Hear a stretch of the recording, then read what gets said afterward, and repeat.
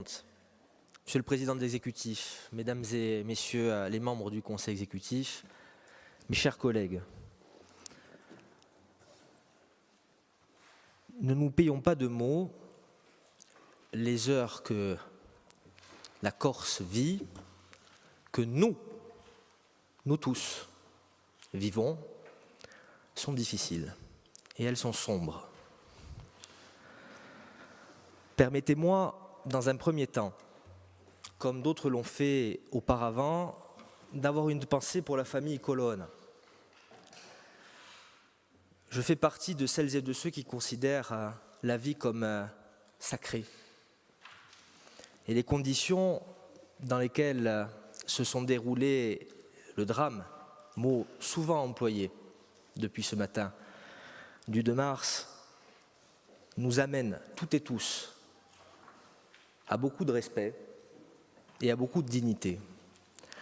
Pour celles et ceux extérieurs à la Corse, extérieurs à cet hémicycle, extérieurs à notre condition de Corse, nationaliste ou pas, j'y reviendrai tout à l'heure, de fraîche date ou d'histoire ancienne, j'y reviendrai aussi.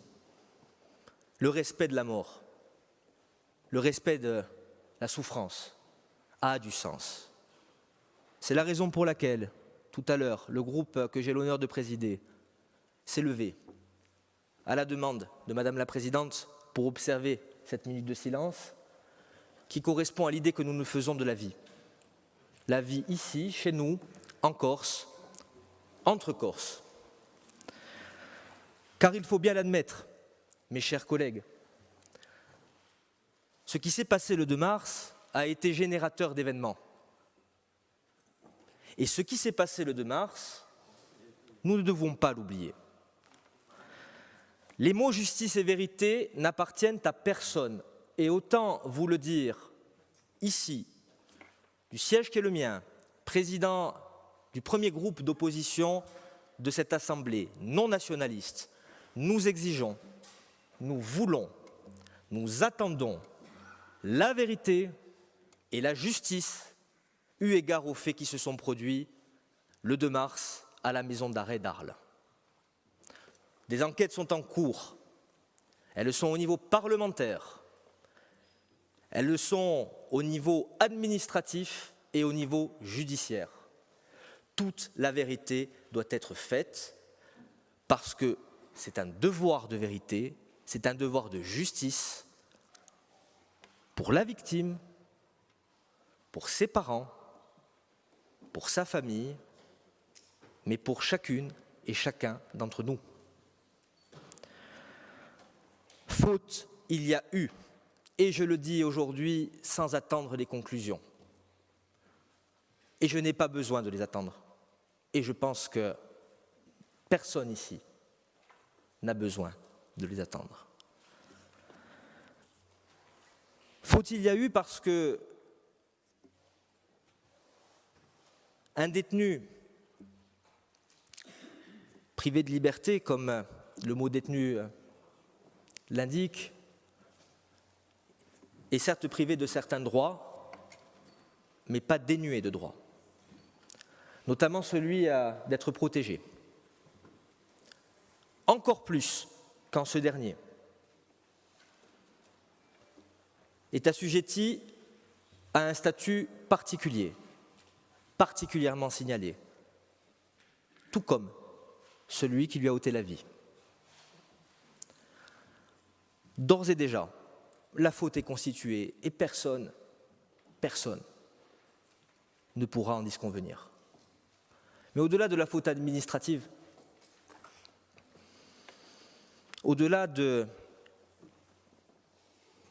ce grand problème qu'est le système carcéral français dans son ensemble, au-delà même du drame qui nous amène aujourd'hui à échanger, c'est bien d'un problème politique dont il s'agit. Oui, mesdames et messieurs, je m'exprime en tant que président d'un groupe, traversé par des sensibilités différentes, mais néanmoins le 22 octobre dernier, nous avons voté une demande à l'unanimité. Cette demande, elle est une demande faisant appel au droit et à son application. Cette demande, qui faisait suite à d'autres demandes, exprimées par cette Assemblée, exprimées par le Conseil municipal, dont j'ai également l'honneur d'assurer la direction, n'a malheureusement pas été entendue.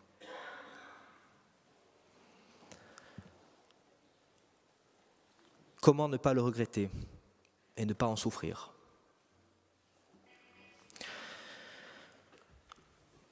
Sans vouloir m'appesantir davantage sur cette situation douloureuse que l'on vit, quelles que soient les opinions politiques qui sont les nôtres, je voudrais également rappeler que 2 hommes ne sont plus concernés, et pour cause, depuis quelques jours, par ce statut de DPS, que ces 2 hommes doivent dans un premier temps être rapprochés, que leur peine, conformément au droit de mon pays, ces peines devront être aménagées, et que conformément au droit de mon pays, ces hommes, un jour, devront être libérés. Je le dis parce que je l'ai déjà dit et parce que c'est ce que nous pensons ici, dans les rangs du groupe dont j'assure la présidence.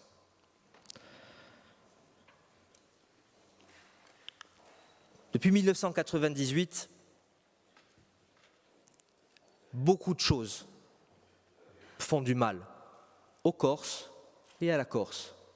J'y reviendrai. Mais aujourd'hui, un processus politique semble ouvert. Je ne ferai de procès d'intention à personne, telle n'est pas ma nature. Mais je dirai au nom du groupe que je préside ce que nous entrevoyons et la place que nous souhaitons prendre. D'abord, nous voulons participer pleinement, activement, positivement à ce processus. Je m'explique. Nous ne voulons pas prendre la place qui n'est pas la nôtre, mais nous prendrons toute la place qui est la nôtre, celle d'un groupe qui représente un Corse sur 3, à l'instant T. Nous y prendrons part dans le respect de nos institutions. Oui, Monsieur le Président, vous avez été désigné par les Corses au mois de juin dernier pour représenter la Corse en tant que président du Conseil exécutif. Oui, également, l'ensemble des groupes présents ici ont droit de citer dans les négociations à venir. Nous prendrons notre place. Nous le ferons respectueusement vis-à-vis de vous et vis-à-vis de l'État. Mais nous le ferons également avec beaucoup de vigilance vis-à-vis de vous et vis-à-vis de l'État. Telle est la place que nous souhaitons occuper dans le cadre des discours, négociations, échanges qui vont venir. Je vous dirai que, évidemment,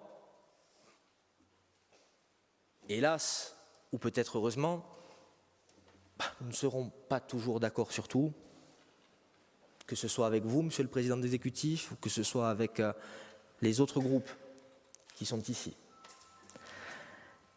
Mais ce que je voulais vous dire aujourd'hui, c'est qu'au-delà d'un certain nombre de lignes qui ne sont pas les nôtres et auxquelles je tiens à le rappeler ici avec solennité, respect, mes forces, nous n'adhérerons jamais. Jamais. Nous prendrons notre part, notre juste part, aux travaux que nous mènerons en ce sens. Le rôle de l'État est également important dans le processus qui s'ouvre. Je ne suis pas ici au service de qui que ce soit, si ce n'est au service de l'intérêt de la Corse. Et je pense pouvoir parler au nom de celles et de ceux qui m'accompagnent, de mes 16 collègues, ni plus, ni moins que chacune et chacun d'entre vous. Ce qui nous anime avec nos différences, c'est le service de la Corse et de ses enfants. Et c'est ainsi que nous mènerons ces discussions et ces négociations, avec nos convictions, nos opinions, nos croyances, notre philosophie. Ce rôle de l'État, selon moi, il ne doit pas se borner à seulement évoquer le mot magique d'autonomie, qui, comme je l'ai dit par le passé, ne me fait aucunement peur et ne fait peur à aucune et à aucun d'entre nous, que les choses soient dites. C'est bien de la Corse de 2050 dont il faudra parler, de la Corse qui souffre. Et Dieu sait si nombre de nos concitoyens aujourd'hui souffrent de la pauvreté, de l'effacement social, du mal-logement, de la malnutrition, et j'en passe. C'est de nos structures et infrastructures qu'il faudra parler. C'est d'un plan historique d'aménagement de notre territoire, dont il faudra encore parler tant les retards sont nombreux. Nonobstant les efforts réalisés dans le cadre de programmes exceptionnels, que je qualifierai par respect pour les uns et pour les autres d'imparfaits, comme sera certainement d'ailleurs imparfaite les solutions que nous retiendrons. C'est bien de cette Corse, dans son ensemble, et pas à l'aune seulement de nos institutions, qu'il faudra discuter. Parce que c'est, selon moi, pour cela, mes chers collègues, mesdames et messieurs, quels que soient les bords que nous occupions dans cet hémicycle, que nous sommes ici, parler de l'avenir, parler d'une Corse que nous souhaitons, parler du rire de nos enfants, éventuellement aussi. Sortir d'un cycle, Madame la Présidente, vous l'avez évoqué, j'y reviendrai plus tard. Sortir des nuits, Monsieur le Président, plus des jours, parce que force est de constater malheureusement que, d'aussi lointain qu'ils m'en souviennent, c'est plus de nuits que de jours dont je peux parler lorsque j'évoque la vie politique et la vie collective de notre île et de nous autres. Ce processus, nous y prendra notre part. Et aujourd'hui, je vous le dis aussi avec conviction, il devra naturellement, et cela a déjà été évoqué, aller au-delà de cet hémicycle. Cet hémicycle, il est l'expression démocratique de la Corse de juin 2021. Représente-t-il totalement la Corse? Je n'en suis pas sûr et je pense que nous en sommes particulièrement tous convaincus. Mais au-delà de cet hémicycle, il y a des forces vives, non présélectionnées, mais connaissant les réalités concrètes de chacun des pans de la vie de nos concitoyens qui doivent être associés. Et au-delà, je le dis aujourd'hui, c'est de tout le peuple qu'il faudra attendre la réponse. Et je l'ai dit au sortir de la réunion que nous avons eue avec le ministre de l'Intérieur, il y a de cela quelques jours.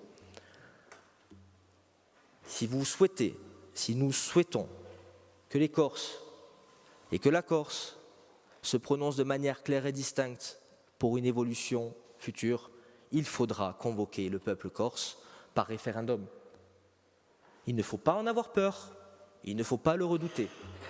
Il faudra juste avoir cet examen de conscience, mais cet examen politique et démocratique indispensable afin de nous orienter vers une voie, parce que ce ne sont pas les élections territoriales de juin dernier qui ont donné un quelconque mandat à qui que ce soit pour mener des réformes de ce type. C'est notre conviction et nous la défendrons bec et ongles jusqu'à la fin du processus. Mes chers collègues, je conclurai sur une troisième partie, après nécessaire rappel de ce qui nous amène à aujourd'hui échanger, et après la prospective politique ouverte au détour d'une visite ministérielle, il y a quelques jours, par un concept beaucoup plus profond, beaucoup plus important, selon moi, qui est celui de la démocratie et qui est celui de ce que, à titre personnel, et je demanderai à celles et ceux qui sont à mes côtés dans ce groupe de m'excuser d'y apporter une part beaucoup plus personnelle de ce que j'ai pu faire jusqu'alors. La démocratie corse m'inquiète, mes chers collègues. Je le dis avec gravité et sans emphase. Elle m'inquiète parce qu'elle montre des signes de faiblesse. Elle m'inquiète parce que parfois elle n'est pas suffisamment prise en compte par l'État et de l'autre côté de la Méditerranée. Elle m'inquiète parce que aujourd'hui, je serais tenté de dire que les débats que nous avons nous concernent un certain nombre de femmes et d'hommes, mais ne concernent pas tout le monde. C'est une première source d'inquiétude. Beaucoup de nos concitoyens, dans nos communes, dans nos villages, dans nos villes, sont très loin, excessivement loin même, de ce que nous pouvons dire ici. Les résultats de participation électorale, même si nous avons été la région où le vote a été le plus fort, 40% de nos concitoyens n'ont pas voté. 40%. Fut un temps où on se battait pour aller voter. Un autre signe, et je vous demande véritablement d'y prêter attention, j'ai entendu, de par celles et ceux qui se sont relayés, dire il y a le mouvement national et puis il y a les autres. Nous sommes les autres. Moi, j'ai le sentiment d'être avant tout un Corse, né ici, comme mon père et ma mère avant moi, ayant étudié ici, comme certains d'entre vous, pas tous, ayant décidé de faire ma vie ici, et d'y fonder ma famille. Je ne suis pas nationaliste. Ai-je le droit ? Et à travers ma modeste personne, ce sont des milliers de femmes et d'hommes qui se posent la question aujourd'hui. Et c'est un problème de démocratie, fort, vigoureux. C'est un problème de démocratie qu'on peut voir aux portes d'un collège ou d'un lycée, quand ceux qui veulent rentrer étudier ne peuvent pas le faire. Et c'est une réalité que nous ne devons pas aujourd'hui nier. C'est un problème lorsque certains n'osent pas dire ce qu'ils pensent, lorsqu'ils ne sont pas d'accord. Et nous ne devons pas le nier ici, dans cet hémicycle, parce qu'il n'y a pas d'un côté le parti du bien et de l'autre le parti du mal. Je le dis, aujourd'hui, en tant que Corse, en tant que père d'enfants de 5 ans et de 7 ans, mais surtout en tant que fils d'un homme qui m'a enseigné beaucoup de choses, je ne suis pas allé présenter mes condoléances à la famille Colonne, alors que je les connais et que je les respecte, parce que je suis ce que je suis, et parce que des gens qui ne les connaissaient pas, je ne parle de personne dans cet hémicycle, étaient susceptibles, peut-être, dans la situation de tension dans laquelle nous nous trouvons, de créer polémique ou problème. Est-ce normal ? Je vous parle de moi. Je vous parle de ma vie, au-delà de l'élu, du maire d'Ajaccio. Est-ce normal ? Ce n'est pas normal, mes chers collègues. Ça ne devrait pas exister. quelles que soient les idées qui sont les nôtres. Alors, méditons ensemble sur cet exercice de démocratie qui commence par le respect envers nous autres. Méditons sur cela à l'aube de nouvelles manifestations. Je le dis encore une fois, j'avais l'âge de beaucoup de ceux qui sont dans la rue aujourd'hui au moment où le préfet Rignac a été assassiné. Je ne peux pas accepter, subir le fait qu'un jeune homme ou qu'une jeune femme de 16 ans ou de 17 ans considère que la violence est la seule solution pour faire avancer une cause. L'État doit l'écouter et doit l'entendre. Mais nous devons, nous aussi, au-delà de nos différences, en prendre toute la mesure et la responsabilité. Nous sommes, mes chers collègues, dépositaires de bien plus de devoirs que de droits. Un devoir d'exemplarité vis-à-vis des générations futures. Quelles que soient, encore une fois, quelles que soient les convictions qui nous animent. Nous vivons dans une diversité. C'est une richesse. Nous devons défendre un certain nombre de principes et de valeurs. Nous y sommes prêts, j'y suis prêt. Je suis peut-être un Corse qui se cherche, Monsieur le Président Benedetti. Je suis surtout un Corse qui veut une vie meilleure pour ses enfants que la sienne. Et je vous dirai, mesdames et messieurs, mes chers collègues, que cette réconciliation, nous souhaitons y prendre toute notre part, rien que notre part,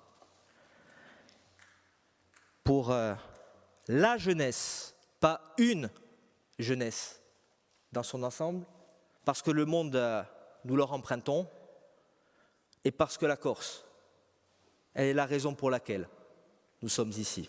Je vous remercie.